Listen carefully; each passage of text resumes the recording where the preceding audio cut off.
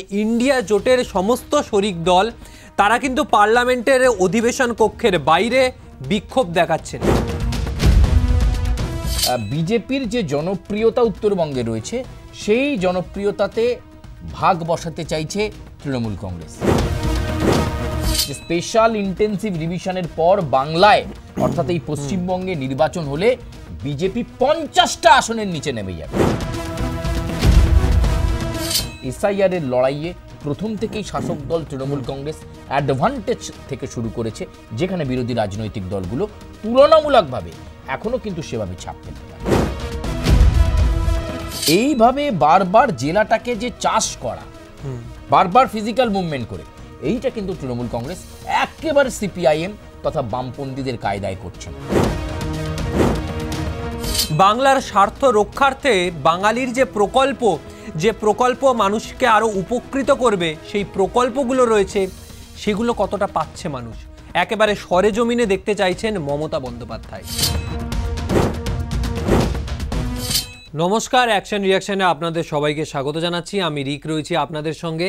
একদিকে রাজ্যে এসআইআর, বাংলায় এসআইআর এবং এই এসআইআর ইস্যুকে কেন্দ্র করে একের পর এক সময় উত্তপ্ত হচ্ছে রাজ্য রাজনীতি। আর এই আবহের মধ্যেই পার্লামেন্টে শীতকালীন অধিবেশন। সেই সময় ইন্ডিয়া জোটের সমস্ত শরিক দল তারা কিন্তু পার্লামেন্টের অধিবেশন কক্ষের বাইরে বিক্ষোভ দেখাচ্ছেন। প্ল্যাকার্ড হাতে বিক্ষোভ, যেখানে এসআইআর প্রধান ইস্যু। কারণ বিধানসভা নির্বাচন, বছর পেরোলেই বিধানসভা, তার আগে বিভিন্ন রাজ্যে এসআইআর। আর এই এসআইআরকে কেন্দ্র করে বিধানসভায় ভোটার লিস্টে কারচুপি এবং বিভিন্ন জায়গায় যে হেনস্থার শিকার বিএলওদের মৃত্যুর ঘটনা, গোটা দেশব্যাপী ইতিমধ্যেই এসআইআরে প্রায় 18 জন বিএলও আত্মহত্যা করেছেন এবং তার মধ্যে 8 জনই এই বাংলার পশ্চিমবঙ্গের। এবং এই পশ্চিমবঙ্গ থেকেই 30-এর অধিক জন ব্যক্তি যারা এসআইআর আতঙ্কে আত্মহত্যা করেছেন, যাদের ভোটার কার্ড রয়েছে, এখানের ভোট দিয়েছেন নাগরিক তারা। এই ইস্যুতে কিন্তু একের পর এক সময় উত্তপ্ত হচ্ছে রাজ্য রাজনীতি। আর এই সমস্ত বিষয় নিয়ে, এসআইআর কেন্দ্রিক বিভিন্ন ইস্যু নিয়ে আজকে আরও বিস্তারিত আলোচনায় যাব। আমাদের সঙ্গে রয়েছেন আমাদের সিনিয়র জার্নালিস্ট সুচারু মিত্র। সুচারুদা, একদিকে এসআইআর নিয়ে উত্তপ্ত হচ্ছে বাংলার রাজনীতি, গোটা দেশব্যাপী এসআইআর নিয়ে কিন্তু একটা উত্তাপ রয়েছে, যে উত্তাপ দিল্লিতে গিয়ে পৌঁছেছে গত সপ্তাহে। আমরা দেখলাম তৃণমূলের প্রতিনিধি দল দিল্লি নির্বাচন কমিশনের অফিসে গেল। তারপর আজকে পার্লামেন্টে অধিবেশন কক্ষের বাইরে তৃণমূলের বিক্ষোভ। শুধু তৃণমূল বলবো না, এছাড়াও রয়েছে ইন্ডিয়া জোটের সমস্ত শরিক দল। কোন দিকে রাজনীতি এগোচ্ছে এসআইআর নিয়ে? না, আমি তোমাকে অনেক আগেও বলেছি যে স্পেশাল ইন্টেন্সিভ রিভিশন 2026-এর বিধানসভা নির্বাচনে মূল ইস্যু, এবং মমতা বন্দ্যোপাধ্যায় তার উত্তরবঙ্গ সফরকে গুরুত্ব দিচ্ছেন যথেষ্টই তাৎপর্যপূর্ণ। তোমাকে মাথায় রাখতে হবে যে তৃণমূল কিন্তু এবার উত্তরবঙ্গটাকে শক্ত করে ধরতে চাইছে, বিশেষ করে সীমান্তবর্তী এলাকা। এই মালদা, মুর্শিদাবাদে কিন্তু এর আগে আমরা অতীতে অতি স্পর্শকাতর হতে দেখেছি বিভিন্ন বিষয় নিয়ে। ফলে এই জায়গাগুলোকে ভীষণভাবে জরুরি রয়েছে শাসক দল তৃণমূল কংগ্রেসের তরফে একটা প্রলেপ দেওয়ার। সেই চেষ্টা করতেই তৃণমূল সুপ্রিমো তথা রাজ্যের মুখ্যমন্ত্রী মমতা বন্দ্যোপাধ্যায় যাচ্ছেন। উত্তরবঙ্গের একটা রিভিউ রিপোর্ট বিজেপি গোপনভাবে নিয়েছে, তাতে তারা দেখছে যে উত্তরবঙ্গে তারা 44টা আসন পাবে। এই জায়গাটা তৃণমূল কংগ্রেসকে ভাঙতে হবে। ফলে বিজেপির যে জনপ্রিয়তা উত্তরবঙ্গে রয়েছে সেই জনপ্রিয়তাতে ভাগ বসাতে চাইছে তৃণমূল কংগ্রেস। অতীতে দেখো, যখনও বিজেপি স্ট্রং হয়নি তার আগে কিন্তু উত্তরবঙ্গেও বিজেপির তুলনায় তৃণমূল কংগ্রেসের ভালো সংগঠন ছিল।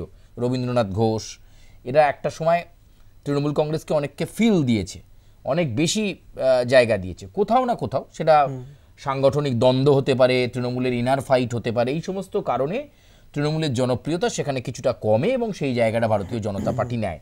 কিন্তু আবার মালদা বা কোচবিহার বা মুর্শিদাবাদ এগুলো নিয়ে মমতা বন্দ্যোপাধ্যায় নিজস্ব প্ল্যান তৈরি করছেন। দেখো, তিনি বলা মানে তিনি সর্বোচ্চ নেত্রী, তার কথাই শেষ কথা। তোমার নিশ্চয়ই মনে আছে একটা সময় বিভিন্ন ইস্যু নিয়ে যখন তোলপাড় হচ্ছে, তিনি মঞ্চে দাঁড়িয়ে বললেন 294টা আসনে একজনই প্রার্থী মনে করবেন, আমি মমতা বন্দ্যোপাধ্যায়। ভোট হলো, তৃণমূল কংগ্রেস সংখ্যাগরিষ্ঠতা পেল। ফলে তার যে কারিশমা আছে সেটা অস্বীকার করার জায়গা নেই।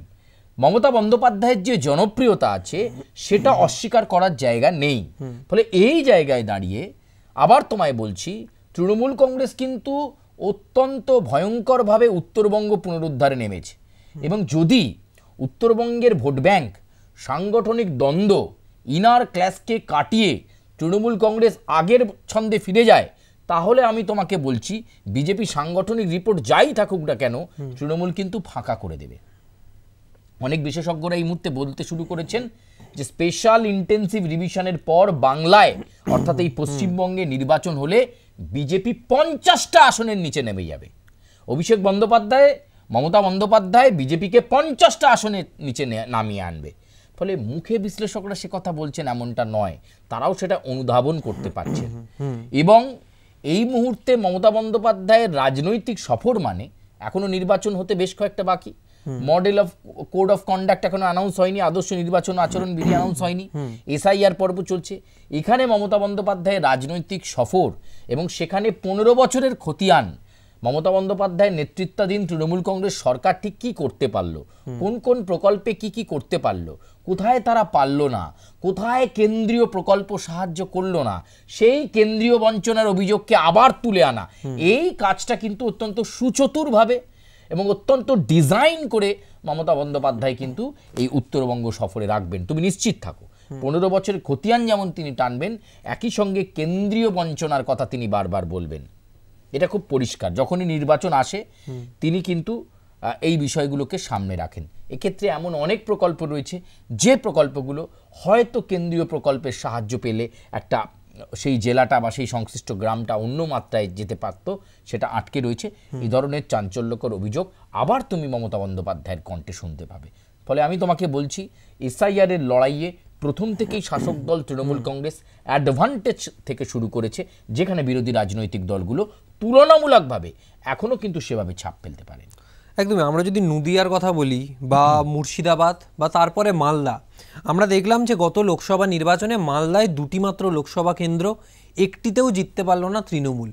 তাই এই জায়গায় দাঁড়িয়ে মালদায় এই অনুপ্রবেশ নিয়ে কিন্তু এর আগেও নদিয়া বলো, মুর্শিদাবাদ বা মালদা বিভিন্ন সময় বিতর্কের কেন্দ্রবিন্দুতে এসেছে। নো ফেন্সিং দিতে দিচ্ছে না রাজ্য সরকার, অনুপ্রবেশ ঘটাতে চাইছে রাজ্য সরকার, বাঙালিদের পাশে নেই রাজ্য সরকার।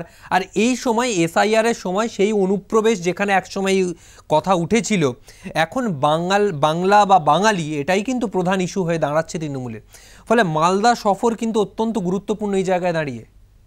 আমি তো প্রথমেই বলে দিলাম মালদা সফর রাজনৈতিকভাবে অত্যন্ত তাৎপর্যপূর্ণ। আমি আবার তোমাকে বললাম বিজেপির ঘাঁটিতে চিড় ধরাতেই মমতা বন্দ্যোপাধ্যায় উত্তরবঙ্গ সফরে যাচ্ছেন। এরপরে তুমি দেখবে অভিষেক বন্দ্যোপাধ্যায়ও যাবে। নবজোয়ার 2 হলে সেদিকেও তিনি তো বারবার আগেই বলেছেন কাকদ্বীপ থেকে কোচবিহার।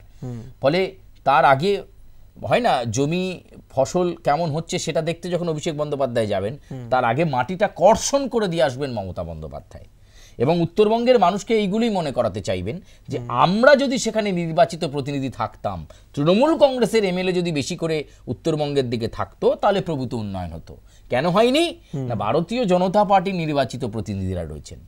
এই বিষয়গুলো কিন্তু মমতা বন্দ্যোপাধ্যায় আনবেন। এবং আবার তোমায় বলছি তার নিশানায় যেমন স্পেশাল ইন্টেন্সিভ রিভিশন থাকবে, নির্বাচন কমিশনের এই তাড়াহুড়োর বিষয়টা যেমন মমতা বন্দ্যোপাধ্যায় রাখবেন, একই সঙ্গে তিনি রাখবেন বিজেপি বিরোধী সুরকে চড়াতে কেন্দ্রীয় বঞ্চনার অভিযোগ। তুমি দেখো শুরু হয়ে গেছে অলরেডি, বিগত 1 মাস ধরে কেন্দ্রীয় বঞ্চনার কথা লাগাতার বলে যাচ্ছেন, কখনো মমতা বন্দ্যোপাধ্যায়, কখনো অভিষেক বন্দ্যোপাধ্যায়, কখনো মমতা বন্দ্যোপাধ্যায়, কখনো অভিষেক বন্দ্যোপাধ্যায়। এবং এসআইআর নিয়েও বিএলওদের নিয়েও দেখো একটা প্যারালাল লড়াই শুরু হয়ে গেছে। ফলে সেই জায়গায় দাঁড়িয়ে মমতা বন্দ্যোপাধ্যায়ের মালদা সফর গোটাটাই রাজনৈতিকভাবে তাৎপর্যপূর্ণ এবং মোড়া। এবং সেখানে ওই বলে দুধে চোনা, দুধ রয়েছে তাতে চোনা দিতে খুব শিগগিরই যাচ্ছেন মমতা বন্দ্যোপাধ্যায়, এটা খুব পরিষ্কার। সুচরিতা, একদিকে সামনে নির্বাচন, এর আগেও মুখ্যমন্ত্রী অনেক সভা করেছেন, কখনো বোলপুর, কখনো ঝাড়গ্রাম আমরা দেখলাম বাঙালির অপমানের প্রতিবাদে। কিন্তু এই সভাটা এত গুরুত্বপূর্ণ বা গুরুত্ব পাচ্ছে কারণ এই সবার আগেই মুখ্যমন্ত্রী নবান্নের সভাঘর থেকে বৈঠক করলেন, প্রশাসনিক বৈঠক, তারপরে সাংবাদিক সম্মেলন, যেখানে তৃণমূলের 15 বছরের কাজের খতিয়ান, কত মানুষ উপকৃত হয়েছে, কোথায় কোথায় প্রকল্প পৌঁছে গিয়েছে, কোথাও যায়নি, এই জিনিসগুলো কিন্তু তুলে ধরলেন। মানে যে অভিষেক বন্দ্যোপাধ্যায়ের 2024-এর আগে যে রিপোর্ট কার্ডের কথা, সেই রিপোর্ট কার্ড কিন্তু এক প্রকার পেশ করে দিলেন। এবং তারপর জেলা সফর ঘোষণা, 26-এ নির্বাচনের আগে বলা যায় কি এখান থেকেই কি নির্বাচনের যে মূল ওয়েব সেটা কি শুরু হয়ে গেল তৃণমূলের? হ্যাঁ, ওয়েব শুরু হয়ে গেছে। এসআইআরকে কেন্দ্র করে তৃণমূলের ফিজিক্যাল মুভমেন্ট শুরু হয়ে গেছে, সেটা খুব পরিষ্কার। ডেরেক ওব্রায়েন, শতাব্দী রায়, তৃণমূলের যে কমিটি, সেই কমিটি অলরেডি নির্বাচন কমিশনের উপর এসআইআর নিয়ে চাপ তৈরি করতে শুরু করেছেন। তারা খুব ফোকাসড তাদের আন্দোলন নিয়ে। এবং রিপোর্ট কার্ড এটা পুরনো নয়, 2021 সাল থেকেই প্রশান্ত কিশোর তৃণমূলকে শেখাতে শুরু করে যে বাংলাতে আরো জাঁকিয়ে বসতে গেলে মানুষের সঙ্গে নিবিড় জনসংযোগ দরকার। দিদিকে বলে হয়েছে, দুয়ারে সরকার ক্যাম্প হয়েছে, এই একাধিক মস্তিষ্ক প্রসূত, প্রশান্ত কিশোরের মস্তিষ্ক প্রসূত কর্মসূচিগুলো তৃণমূল কংগ্রেস ধরে নিয়েছে। প্রশান্ত কিশোর চলে গেছে, কিন্তু তার যে ধারাটা, আমি তোমাকে গতকালও অ্যাকশন রিয়াকশনে আলোচনাতে বলছিলাম যে অভিষেক বন্দ্যোপাধ্যায় অত্যন্ত প্ল্যানফুলি, ট্যাক্টফুলি জিনিসটা ধরে দিয়েছেন। এবং মমতা বন্দ্যোপাধ্যায় জামা মানে জেলাগুলো তারা ম্যাপিং করে দেখে নেবে কোন প্রকল্পে তারা কি কাজ করতে পেরেছে আর কোন প্রকল্পে তারা কি কাজ করতে পারেননি। মমতা বন্দ্যোপাধ্যায়ের কাছে সেগুলো রিপোর্ট আকারে পৌঁছবে। যে সমস্ত বিধায়ক, জেলা সভাপতি, মণ্ডল সভাপতি কাজ করতে পারেননি তাদের কাছে বার্তা যাবে মমতা বন্দ্যোপাধ্যায়। আর যারা কাজ করতে পেরেছেন সাধুবাদ পাবেন, তাদের টিকিট পাওয়ার মতো সম্ভাবনা বিধানসভা নির্বাচনে তৈরি হবে, কারণ কাজ দেখেই তো টিকিট বলা হয়েছে। ফলে এক্ষেত্রে এই রিপোর্ট কার্ড থিওরি বা এই রিপোর্ট কার্ডের যে সিস্টেমটা চালু হয়েছিল 2021 সালে বিধানসভা নির্বাচন থেকে, সেই ধারাটা অব্যাহত রেখেছেন অভিষেক বন্দ্যোপাধ্যায়। আবার 2 মাস পরে পরিস্থিতি পরিবর্তন হবে, আবার ইলেকশনের আগে পরিস্থিতি পরিবর্তন হবে। এইভাবে বারবার জেলাটাকে যে চাষ করা, বারবার ফিজিক্যাল মুভমেন্ট করে, এইটা কিন্তু তৃণমূল কংগ্রেস একেবারে সিপিআইএম তথা বামপন্থীদের কায়দায় করছেন। তারা যেভাবে 34টা বছর ক্ষমতায় থাকতে পেরেছিলেন এই চাষ করার সুবিধে, বারবার মানুষের কাছে চলে যাওয়া, হোক বা না হোক, হয়নি অভিযোগ শুনবে, আচ্ছা আপনার হবে পরের বারে, এই বিষয়টা কিন্তু তৃণমূল কংগ্রেস অত্যন্ত ট্যাক্টফুলি করছে। ফলে এখনো পর্যন্ত রাজনৈতিক জমি আঁকড়ে থাকার লড়াইয়ে ভারতীয় জনতা পার্টি যোজন যোজন পেছনে রয়েছে, আর সিপিআইএম তারা তো পেছনে রয়েইছে। একদমই, একদিকে এসআইআর আবহ, আর তার মধ্যেই রাজনৈতিক কর্মসূচি ঘোষণা, যেখানে এসআইআরের প্রতিবাদে বাংলা বাঙালির স্বার্থ রক্ষার্থে তৃণমূল বিভিন্ন জায়গায় জেলা সফরে যাচ্ছেন মুখ্যমন্ত্রী, তৃণমূল সুপ্রিমো, এবং এরপর অভিষেক বন্দ্যোপাধ্যায়। কারণ যে সমস্ত জায়গায় তৃণমূলের প্রকল্প এখনও সেইভাবে পৌঁছায়নি, যে যে জায়গায় সেই প্রকল্পের সুবিধা পাচ্ছেন না মানুষ, সেখানে সুবিধাগুলো পৌঁছে দিতে হবে, কারণ সামনে নির্বাচন। এই নির্বাচনের আগে একদিকে যেরকম বাঙালির স্বার্থ রয়েছে, বাংলার স্বার্থ রয়েছে, বাংলার স্বার্থ রক্ষার্থে বাঙালির যে প্রকল্প মানুষকে আরও উপকৃত করবে, সেই প্রকল্পগুলো রয়েছে, সেগুলো কতটা পাচ্ছে মানুষ, একেবারে সরেজমিনে দেখতে চাইছেন মমতা বন্দ্যোপাধ্যায়। আর এসআইআর নিয়ে যত রাজনৈতিক আপডেট হবে ততই কিন্তু নির্বাচনের দোরগোড়া এগিয়ে আসবে। যত নির্বাচন আসবে রাজনৈতিক উত্তাপ বাড়বে, আর প্রতি মুহূর্তের রাজনৈতিক আপডেট আপনাদের সামনে তুলে ধরবো আমরা। আজকের মতো বিদায় নিচ্ছি। ভিডিওটি যদি ভালো লাগে অবশ্যই লাইক, কমেন্ট এবং চ্যানেলটি সাবস্ক্রাইব করবেন।